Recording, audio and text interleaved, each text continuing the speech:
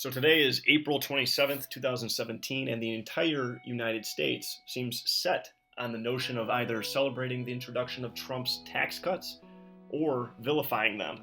The champions of the left are citing the tremendous deprivation of tax revenues as furtherance of the federal government's fiscal deficit, while the wranglers on the right anticipate immediate returns in the form of more hiring, more investment, and more productivity. Senate Majority Leader Mitch McConnell, House Speaker Paul Ryan, and other GOP lawmakers stated this week the principles outlined by the Trump administration today will serve as critical guideposts for Congress and the administration as we work together to overhaul the American tax system and ensure middle-class families and job creators are better positioned for the 21st century economy. So, one might reasonably wish to know which party is correct in its projections. Well, as it turns out, the left is actually more right than the right in this case, but not completely and not specifically for the reasons that they may believe. First, let's voyage into the details of the proposed cuts. In summary, the plan reduces the so-called corporate tax rate from 35% to 15%, in addition to an elimination of the 3.8% Obamacare tax and the estate tax, otherwise known as the death tax or inheritance tax.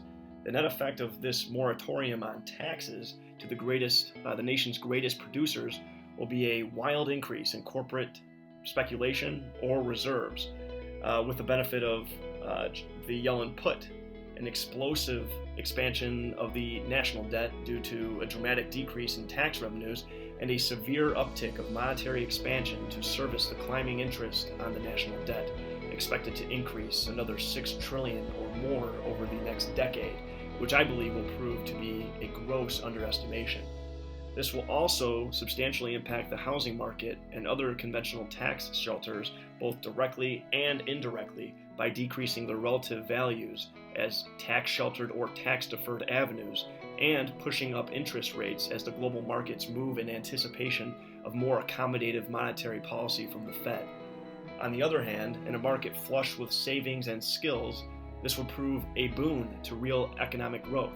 However, the present scenario is fraught with debt and an underskilled workforce fragmented by parts ill-equipped and others ill-incentivized for gainful employment.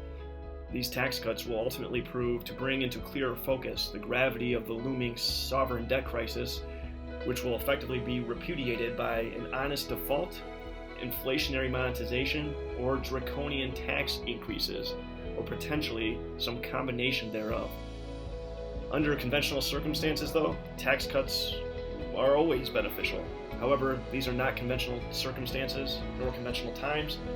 There is plainly no bad nor any good, but rather a matter of how imminently the United States will broadly recognize its insolvency.